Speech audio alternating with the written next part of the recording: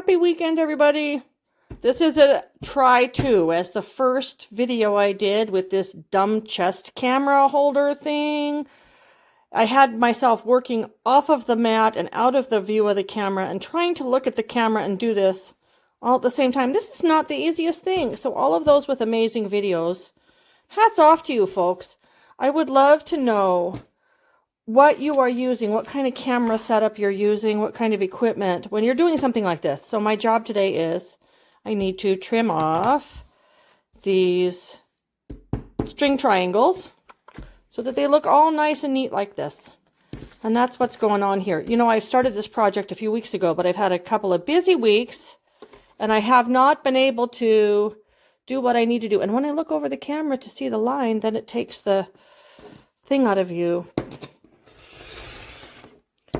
So it's just not the easiest thing here to trim these babies up if I can't see over the camera on my chest to find where to place the ruler line.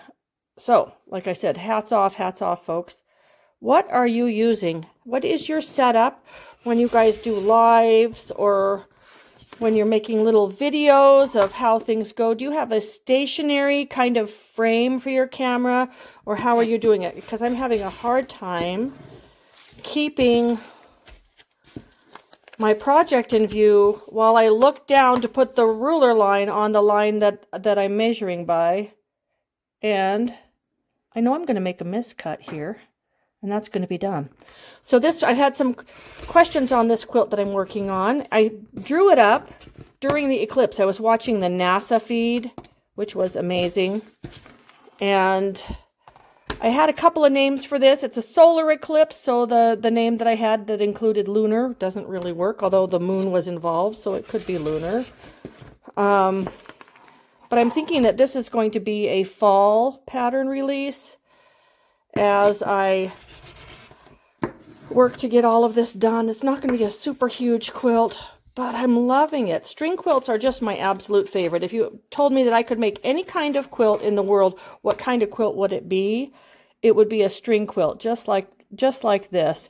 And what I love about this one is that there's only 3 seams that I need to worry about. And then the rest is just piece to fill in the shape. That's all I'm doing, is covering the paper to fill in the shape. And it makes it super fun, but it adds a whole nother dimension rather than just plain string pieced squares, which I still love and still do. String pieced squares, that's my jam. I just love sewing with the everything that's going on. So people have asked, where do you get the papers? Well, I drew up the papers, and they'll be included in the pattern when I do the pattern. And I paper piece just these first 3 seams. So 2 yellows and an orange get pieced on there. And then from the top side, I just string piece to fill in all the way to the top corners and to the side corners. These are the 3 seams that matter. The rest is all random. So when the blocks come together, you will purposely have seams that are off from each other, and that adds to the fun of the whole project. That's the whole string thing that I love, is the randomness of the placement of the strips and things. So yeah, all of this will be included. I've had questions on how wide of strips are you working with? Those look really tiny.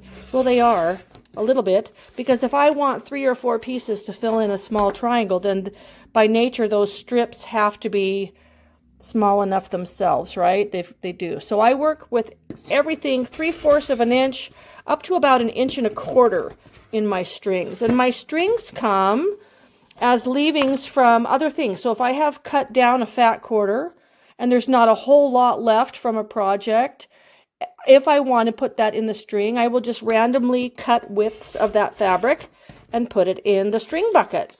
Sometimes it's the strip of fabric I get from trimming up a piece of yardage to cut binding. And you know the fabric is never straight on the end, right? You always have to make a cleanup cut to get yourself a nice straight piece of fabric. So I'll move the ruler over 1 inch or so and then save the whole piece. So it's kind of a tapered piece as I straighten up a piece of yardage. And all of those I save them in bins by color family. it's one of those things where, yeah, it took me years to save up this much, but now that it's working, I have a working string scrap stash that is always ready to go. And the best thing about it is that it has so much variety that I can just sit and pull and sew. And it's just, it's like a painter and their paints that they have, right? I am playing with color families. I'm not worried about fabric lines. I'm not worried about designers because I want to throw them all in there, all of my favorite ones.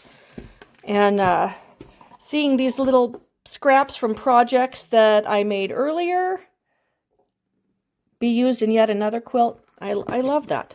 I love giving all of my fabric the ability to be used. So these are colors that I'm using for this project. I have purples, yellows, blacks, and oranges. You guys should see me sticking my chest out trying to get to this upper corner. Dumb chest camera holder. Who thought this was a good idea?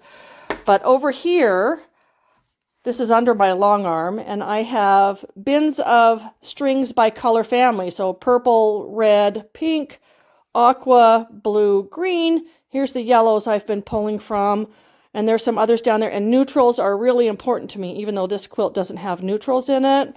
I need all of the variety. So that's how I store those, using my under the long arm space. And my job for this weekend is to finish trimming this batch of these little string triangles. And then I can add them to the other side of the purple kites that I've already made and be finally assembling some more blocks. I can't wait to have 4 blocks so that I can see how that center sun comes together right there. But if you have any hints for me or any suggestions on the type of equipment that you are using for cameras either overhead or attached to you, how are you doing like lives where you have one camera attached to your body and then one attached across from you so you can switch so that people can see your face? I would really love to know how to do that. In the meantime, I hope everybody's having a great weekend, and I'll catch you later. Bye.